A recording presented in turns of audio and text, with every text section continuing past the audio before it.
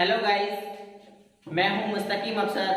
आज मैं आपको वर्ब पढ़ाने वाला हूं। जैसे कि आपको मैं बता दूं, पिछली वीडियो में मैंने आपको पार्ट ऑफ स्पीच शुरू किया है, नाउन और प्रोनाउन आपको पढ़ा दिया है। आज मैं आपको वर्ब पढ़ाने वाला हूं, तो चलिए सीखते हैं वर्ब।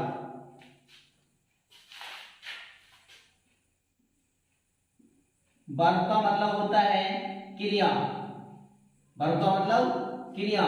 देखिए, इसकी जो डेफिनेशन होती है, डेफिनेशन जो होती है वो होती है ए वर्ड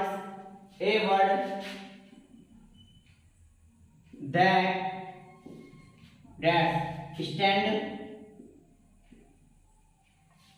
यानी हम बोल सकते हैं ए वर्ड दैट स्टैंड, यानी दैट स्टैंड फॉर डूइंग,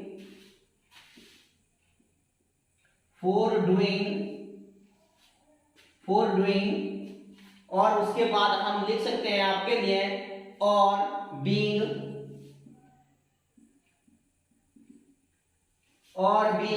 उसके बाद हो सकता है समथिंग इज कॉल्ड वर्ब।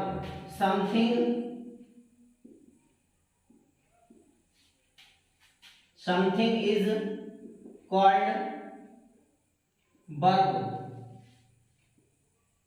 या हम इसको बोल सकते हैं, देखिए इसको और भी बोल सकते हैं, all action are called verb, यानी जिस कार्य को हम करते हैं वही क्रिया होती है, यानी जिस कार्य को हम करते हैं वही क्रिया होती है। अब देखिए, मैं आपको बता दूं, वर्ब हमारी दो प्रकार की होती हैं। कितने प्रकार की होती हैं? दो प्रकार की होती हैं। देखिए,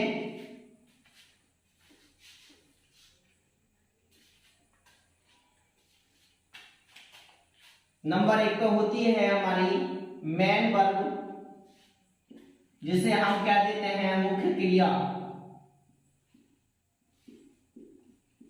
और नंबर दो पे होती है हमारी यानी हेल्पिंग वर्ब, या इसी का नाम होता है ऑक्सिलरी वर्ब। ऑक्सिलरी वर्ब जिसको कहते हैं सहायक क्रिया, कहते हैं। अब देखिए, नंबर एक पे मैं बता दूं आपके लिए क्या बताना चाहता हूं।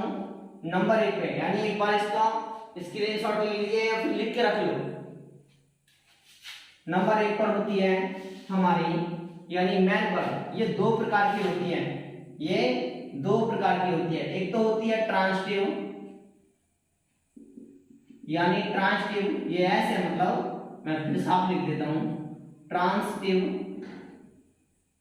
ट्रांसिटिव वर्ब, जिसे हम लोग बोल सकते हैं सकर्मक क्रिया।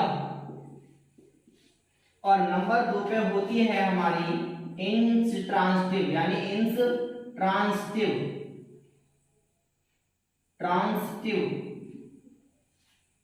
ठीक है, इंट्रांसिटिव वर्ब, जिसे हम लोग बोल सकते हैं अकर्मक क्रिया। क्या बोल सकते हैं? अकर्मक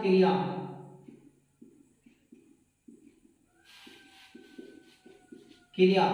तो जिस तरीके से मैंने आपको बताया है, मैन वर्ब कितने प्रकार की होती है हमारी? दो प्रकार की होती है, ट्रांसिटिव वर्ब, इंट्रांसिटिव वर्ब। अब नंबर एक पे मैंने आपको बताना है ट्रांसिटिव वर्ब।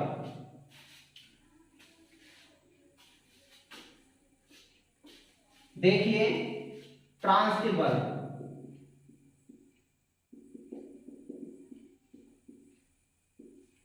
सकर्मक क्रिया होती क्या है? हम बोल सकते हैं transitive verb the action that have an object of relief that.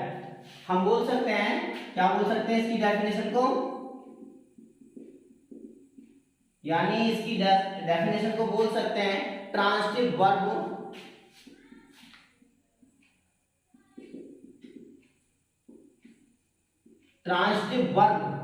ठीक है, जैसे जिस तरीके से होता है द एक्शन या एन एक्शन,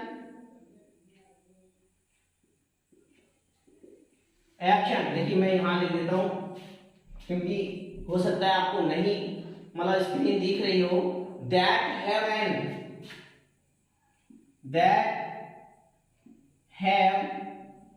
एन, और उसके बाद देखने को मिलता है object to relieve, object to relieve, relieve that, क्या मिल सकता है, रिलीव दैट। अच्छा जी, मैं जिस तरीके से मैं बताता हूं कि हम ऐसी क्रियाएं जिनके साथ ऑब्जेक्ट प्रयुक्त करते हैं, यानी ऐसी क्रियाएं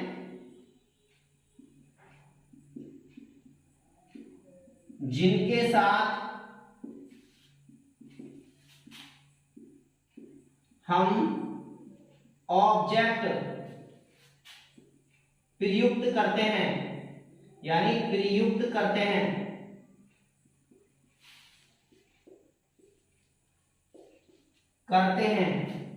ठीक है। एग्जाम्पल्स मैं बताता हूं आपके लिए, एग्जाम्पल्स समझ लीजिए आप। देखिए, जिस तरीके से मैंने कहा ही रिंग्स द बेल, यानी ही रिंग्स द बेल, वह घंटी बजाता है, इसका अर्थ क्या होगा, वह घंटी बजाता है। अब इसमें जो रिंग्स है देख लीजिए, यानी ऐसी क्रिया जिनके साथ हम ऑब्जेक्ट प्रयुक्त करते हैं। अब देखिए, यानी घंटी जो बजाने वाले पर निर्भर होता है, तो ये जो तुम्हारी होती है वो ट्रांसिटिव वर्ब होती है। क्या होती है, ट्रांसिटिव वर्ब होती है, ठीक है जी। और नंबर 2 पे होता है हमारा इंट्रांसिटिव। क्या होता है, इंट्रांसिटिव,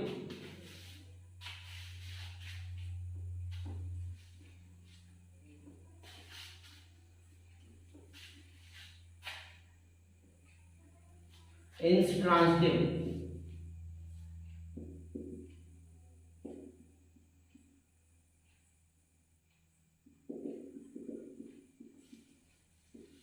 यानी अकर्मक क्रिया। अब देखिए, मैंने बताया इसकी क्या डेफिनेशन लिखानी पड़ेगी, लिखिए जी डेफिनेशन। देखिए, इसकी जो होती है, क्या होती है, ट्रांसिटिव वर्ब, यानी intransitive verb, intransitive verb, intransitive verb हम बोल सकते हैं इसके लिए, intransitive verb are the action, या फिर हम यहां इसको क्या बोल सकते हैं, आर एन एक्शन, लेकिन यहां द प्रयोग भी कर सकते हैं, बिकॉज दैट यहां प्लूरल वर्ड दिखाई दे रहा है, इसलिए कह सकते हैं हम द एक्शन या दी एक्शन। उसके बाद हम कह सकते हैं दैट डू नॉट, क्या कह सकते हैं, that do not, that do not. उसके बाद क्या होगा, have an object, have an object. फिर उसके बाद हम कह सकते हैं टू रिलेटिव या relieve that an action, to relieve that an action.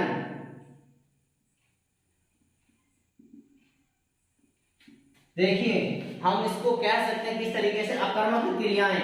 अकर्मक क्रियाएं वे होती हैं जो अपने कर्ता पर ही डिपेंड होती हैं। एग्जाम्पल्स,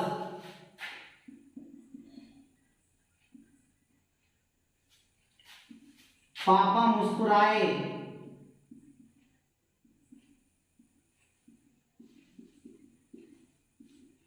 पापा मुस्कुराए, डैड स्माइल,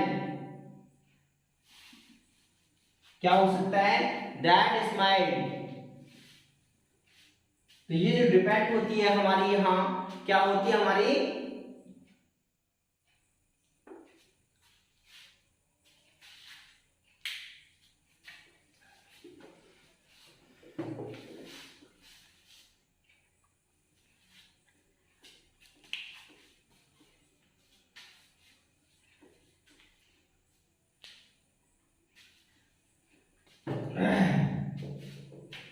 नंबर 2 पे आती है ऑक्सिलरी वर्ब।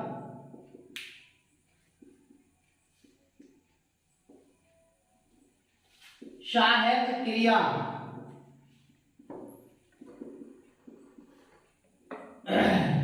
सहायक क्रिया ये हमारी होती है 24 प्रकार की, यानी 24 होती हैं ये टोटल प्रकार में हम 24 इसको नाम दे सकते हैं।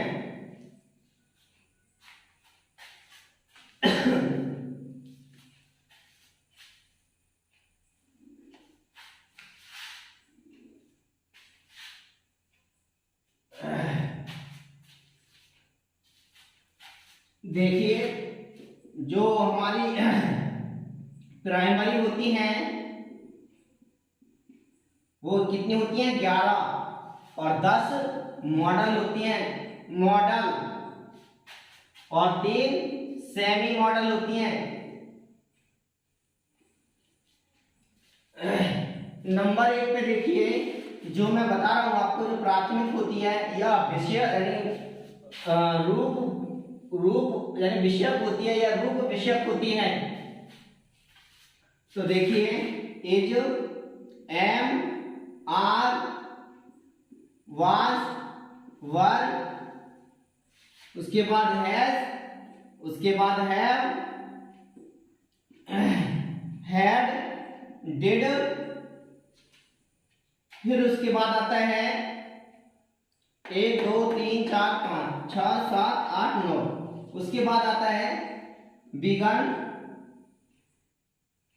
बिगन टू, या हम इसको नहीं दे सकते तो हम कह सकते हैं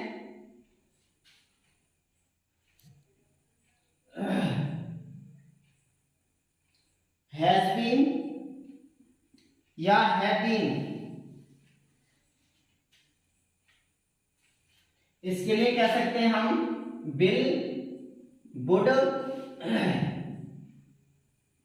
शैल, should, can, could, may, might,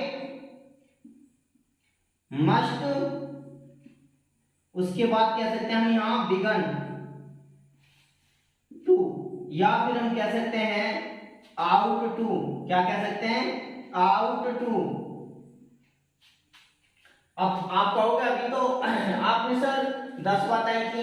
देखिए मैं इसके लिए बताता हूं आपके लिए, यानी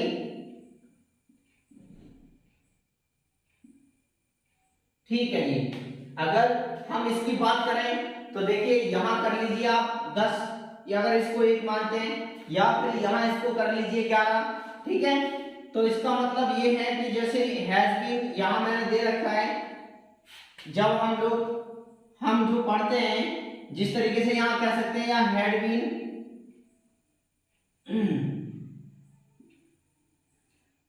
हैड बीन जहां समय दिया होता है हम लोग कह सकते हैं प्रेजेंट परफेक्ट कंटीन्यूअस टेंस में इसका प्रयोग होता है, या पास्ट परफेक्ट कंटीन्यूअस टेंस में इसका प्रयोग होता है। तो देख लीजिए ये कितनी क्या होगी, सी यानी सेमी मॉडल होता है क्या, डेयर, नीड और यूज टू, ये 24 होती हैं हमारी। अब मैं आपको पर डे जो भी पढ़ाऊंगा ये जब तक कंप्लीट नहीं कर देता पढ़ाने के साथ, उसके बाद जब तक ये कंप्लीट नहीं कर देता तब तक मैं आपको एडवर्ब नहीं पढ़ाऊंगा। यानी सबसे पहले क्या करूंगा, मैं इसके लिए बताता हूं इजमार का प्रयोग, उसके बाद हैव हैज का प्रयोग, विल वुड का प्रयोग, कैन कुड का प्रयोग, मे माइट का प्रयोग, इस तरीके से बताऊंगा मैं आपको। ठीक है, आप इसका स्क्रीनशॉट ले लीजिए और बने रहिए। प्लीज मेरे चैनल को सब्सक्राइब करना है।